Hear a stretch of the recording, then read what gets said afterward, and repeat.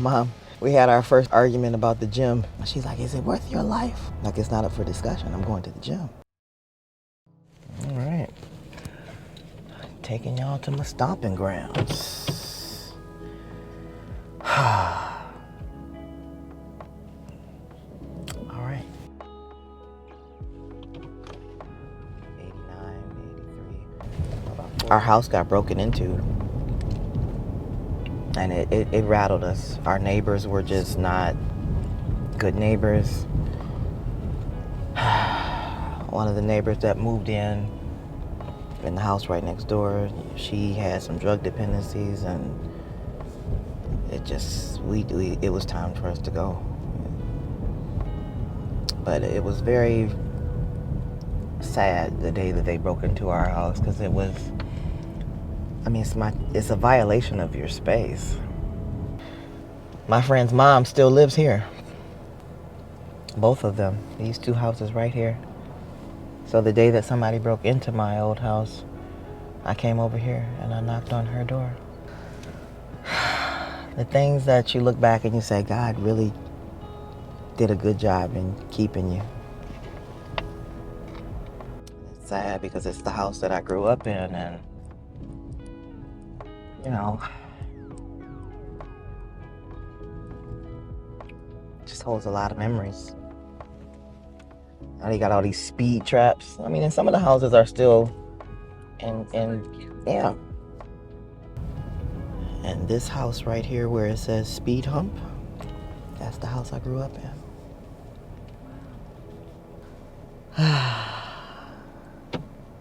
It's very different. Very different. I used to play in that backyard a lot as a little girl. I remember me and my mom, we had our first little argument about the gym. I'm in the driveway shoveling, and because it snowed pretty heavy this particular morning, and I said, well, I gotta go to the gym. And she's like, is it worth your life? And I looked at her and I said, I'm going to the gym. Like, it's not up for discussion. I'm going to the gym. And I shoveled. It was like 3:30 in the morning. Got done shoveling in an hour. Went in, showered, because I was pretty sweaty by then. And I went to the gym. And that's when I think she realized that I was very serious about my commitment to keep doing it, no matter what.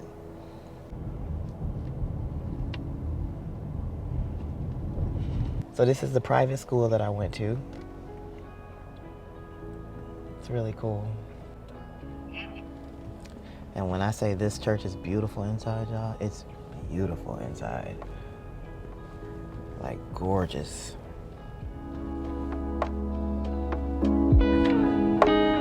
Beat to crap.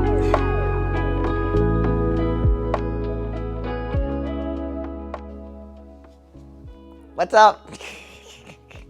It's prep time, Mutant Nation. We are getting cozy as we prep to go to the O. All right, so a lot of people, I guess, don't know how I started in bodybuilding.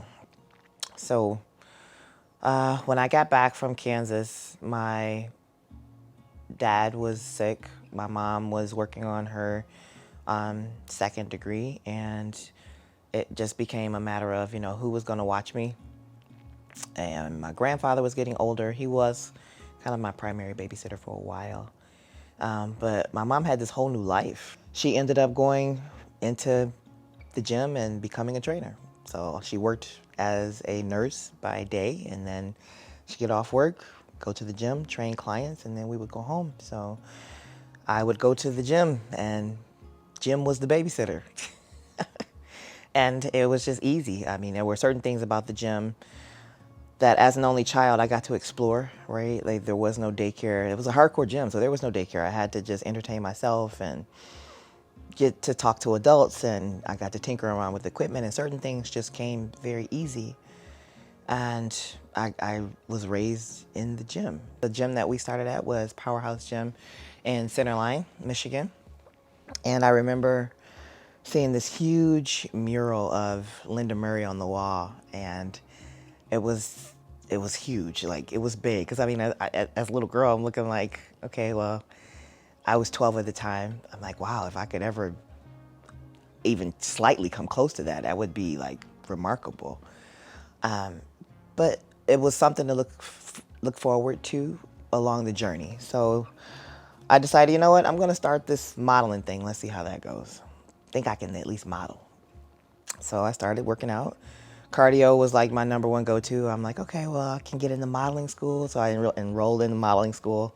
It was cool, it was fun, but like I knew right away, I'm like, I don't have a good shot at being a high fashion model. I'm not tall enough. I'm not skinny enough. I've never been a smaller frame type of gal. So I'm like, well, I got muscle.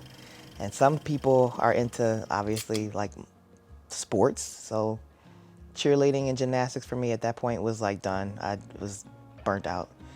So I'm like, I could get into some sort of like fitness modeling. That's cool.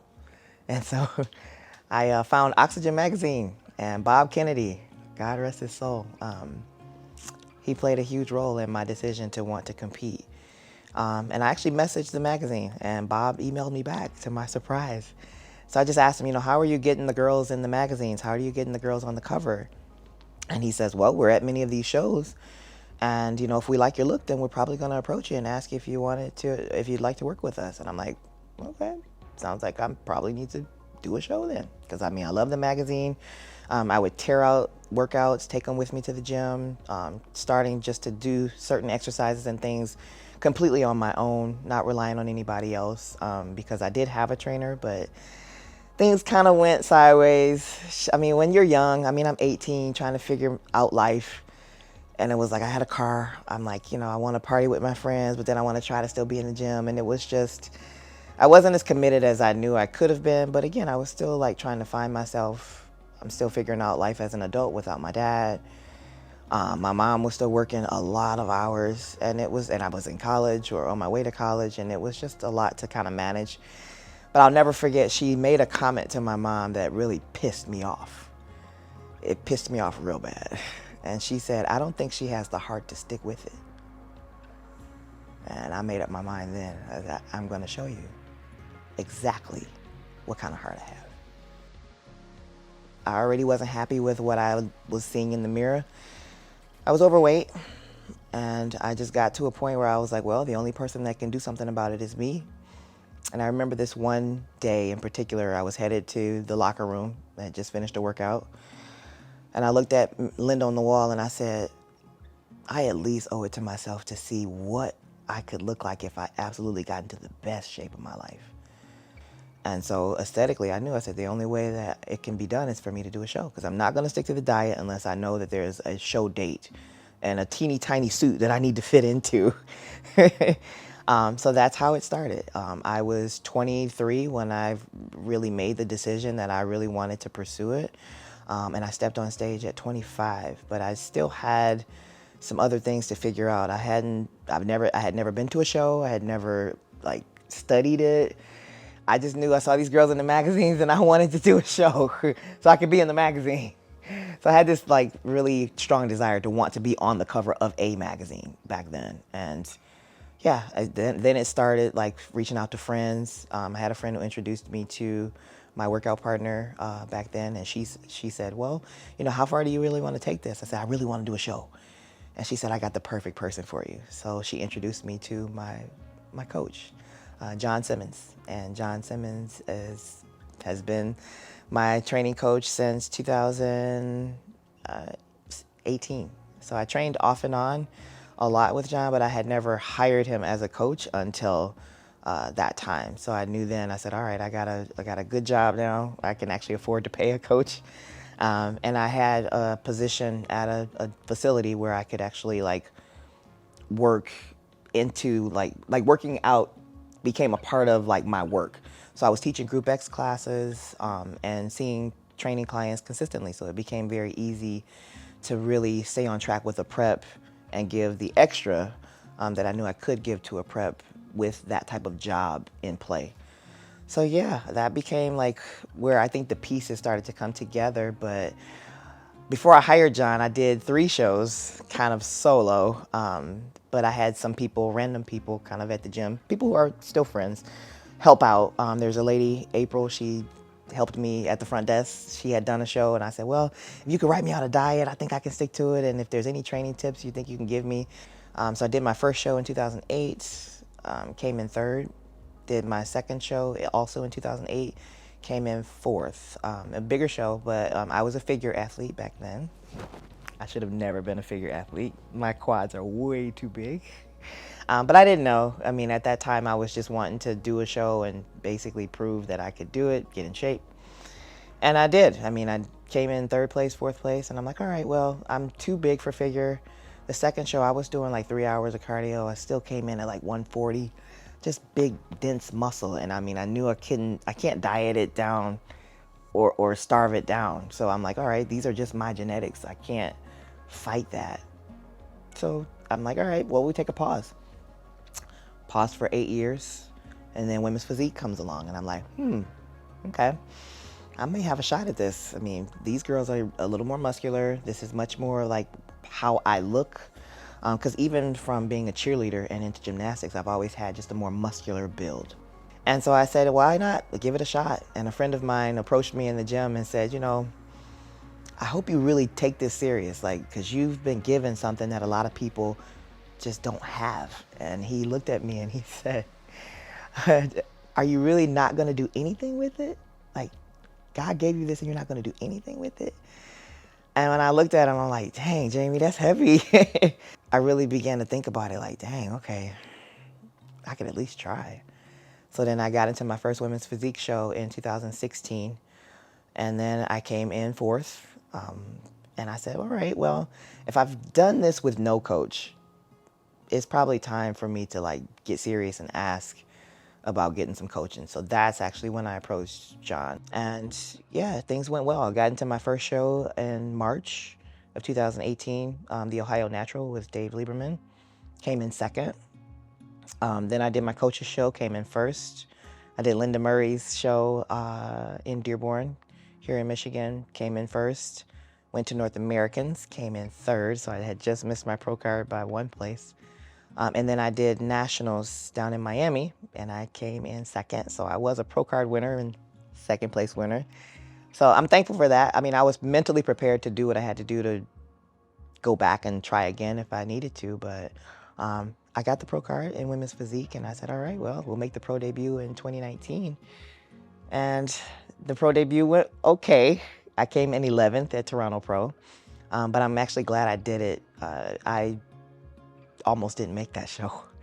My coach, his brother actually went into a coma, and I didn't know how I was going to get to the show, but a friend of mine stepped in, drove us to Toronto, which was a 3-hour drive here from Michigan, which thank God it wasn't too long. And I came in 11th, but that was the show where I was told, you know what? Women's physique is good, but women's bodybuilding is really where you belong. And I kind of knew backstage because I was definitely the biggest girl backstage when it came to the women's physique lineup. So, I mean, even 11th place was a gift. But I knew then. I said, all right, well, at this point, I've already made the transition from figure to women's physique. Let's one more move. No big deal.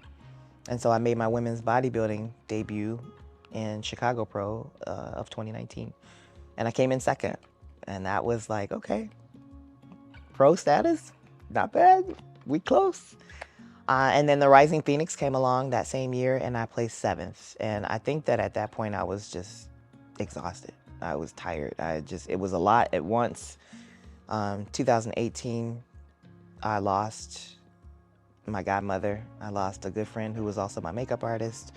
And I had some friends of mine who were huge supporters of me going pro. And actually, the first person to ever tell me I was going to be a Ms Olympia died in a house fire. So it was just a hard run up to that point because I don't think I ever took the time to really grieve. I just kind of buried it and kept going. And it was at that point that I think it finally started to kind of come out because I was just exhausted. I wasn't sticking on track with my diet, and I knew that I wanted to do it, but I was tired. So I gave it a good push, but I did not bring my best package in 2019 at the Rising Phoenix, and it didn't feel good. It didn't feel good at all. And when Ms Olympia was announced to come back, I said, you know what?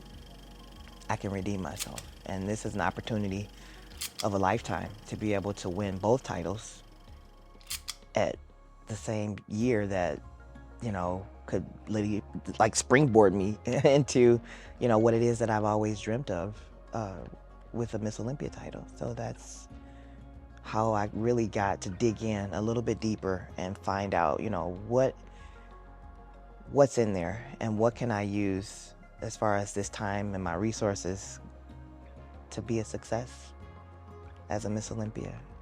Because that's, again, what I had dreamed of. It's been on my vision board, still on my vision board to just keep going. But I love it. I love competing because there's always that gratification of I did everything that I possibly could, or I faced this challenge and I overcame it. And I knew that as long as I gave my very best, it was going to be good, and it always is. It always is. So this is how I've kept the fire going, and how I've kind of come through the ranks, so to speak, to become and remain Ms Olympia. I still get giddy about it because it's just the jewelry, the suits, the training, the posing, all of it just plays a role into me being the best me that I can be. Still trying to manage other things that, you know, come along with just life while in a prep. You get to find out what kind of sauce you're really made of. And I like that aspect of it, because there's been things about myself that I've learned during each prep that, you know, either I want to change or that I'm happy with or I want to do more of. And that becomes a part of the journey that makes it so exciting. So this year's prep is still very special, but a little different. Each prep is a little different. I've got my Mutant Nation backing me up, so that also becomes something that is very special to me, because we have a wonderful team with Mutant. I think when you're in prep, you can see yourself, but like the way your coaches see you is different. They know how far you are away from being right on target, or if you're right on target or ahead of schedule. My coaches obviously are a great point, but then my mom becomes a huge part of the equation. Some of my other fellow competitors and friends become a part of the equation. And I build a tribe of people that really helped me throughout this journey. And so that's where I'm at now. So right now it's posing. I want to make sure that my posing is sharp, making sure that when I hit my poses, I'm nailing them the first time. So I spend time with Sid posing, which I'm loving, because yesterday's posing session was great. But now it's the extra. So my mom's going to kind of pop in. I'm going to have her set the timer. I'm going to say, all right, make me hold it, call out the poses. And we just keep going repetitiously over and over and over every day, twice a day, sometimes 3 times a day. And again, it's just, I want to make sure I'm doing everything I possibly can. That way when I step on stage, it's evident that I put in the work. And that's all it is. It's just being proud of myself for doing the work. Here we go. T-4. Gotta go get to work.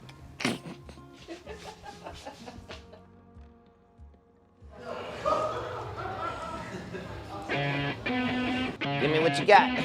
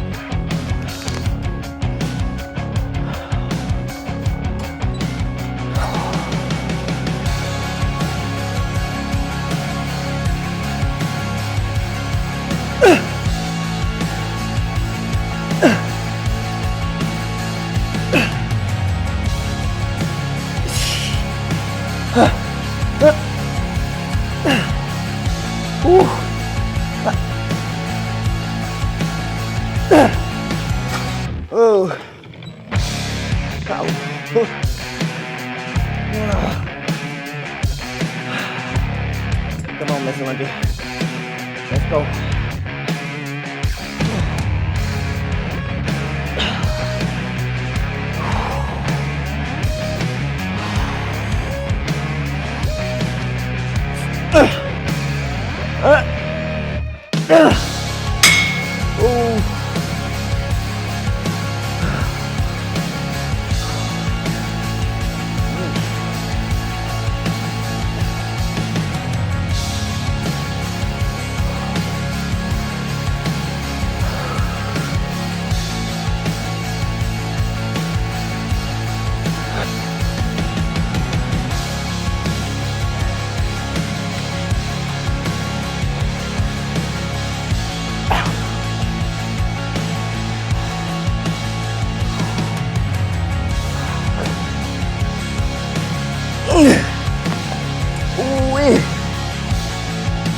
The work must be done.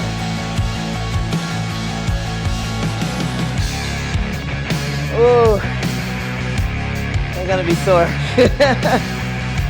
Ay, ay, ay. Woo, okay.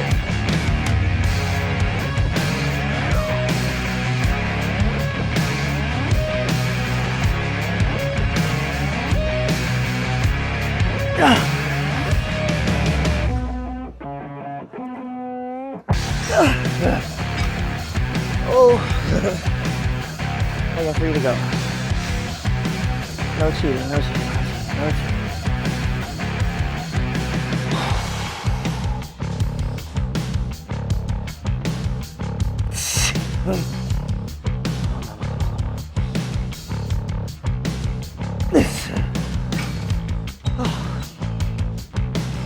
Ay, ay, ay. Okay. Let's move on.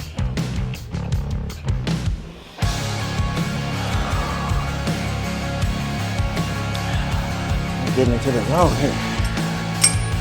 Ms Olympia style. You know what's going through my head when I'm working? Don't let the crown go. Don't let the crown go.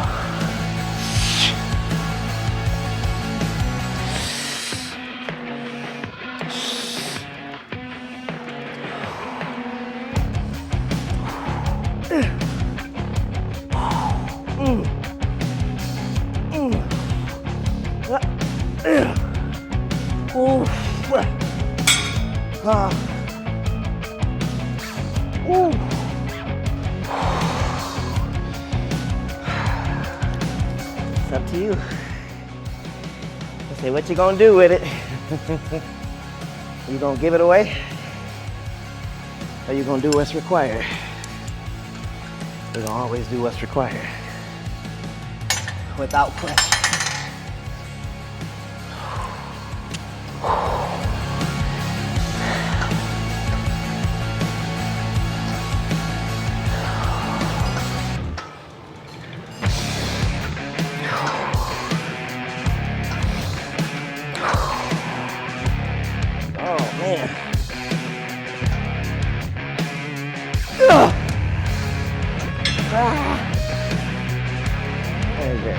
This is important. Whatever you put in is what you're gonna get out. Give it all, give it all, give it all, give it all.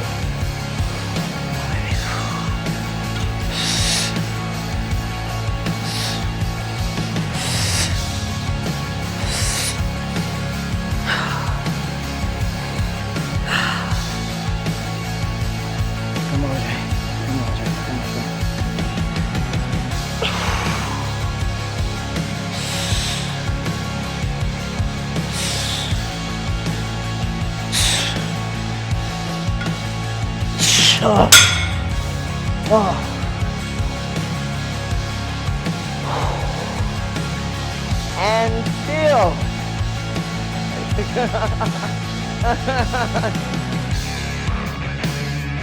Had I got some good sleep last night, it would have been better, but no excuses, right? No excuses. Oh, God.